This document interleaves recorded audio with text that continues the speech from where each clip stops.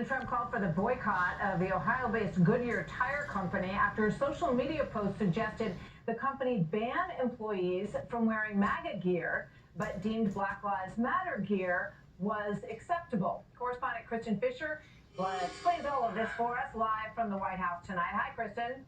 Hey, Martha. Well, believe it or not, President Trump actually rides around on Goodyear tires. Right now, those are the tires that are actually on the presidential limousine, or the Beast as they call it. But during the briefing, President Trump was asked if he would be open to an alternative, if perhaps he'd be interested in swapping out those Goodyear tires on the Beast, and the president said yes.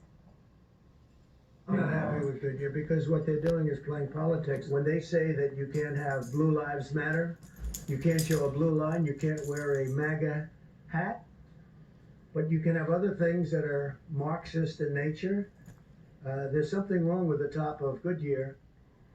All right, so let's back up a bit. This all started earlier this week when a Goodyear employee at a plant in Topeka, Kansas, shared a slide that he claims came from the company's corporate office in Ohio. The slide looked very similar to this, and it split the employee's dress code into two categories: acceptable and unacceptable. In the acceptable category, you have Black Lives Matter and LGBTQ pride.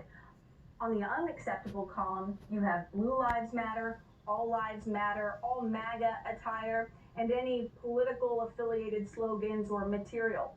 Well, earlier today, the White House press secretary actually asked Goodyear to clarify their statement, but so far the company is sticking with this. Quote, "We ask that associates refrain from workplace expressions in support of political campaigning for any candidate or political party, as well as similar forms of advocacy that fall outside the scope of racial justice and equity issues."